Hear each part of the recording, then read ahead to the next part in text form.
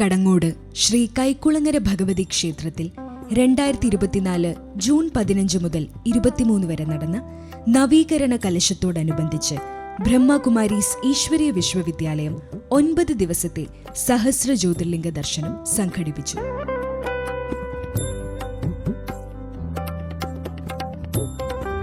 June 15-ാം തീയതി ക്ഷേത്ര committee ഭാരവാഹികൾ ചേർന്ന് ഭദ്രദീപം തെളിയിച്ച് ഉദ്ഘാടന കർമ്മം നിർവഹിച്ചു.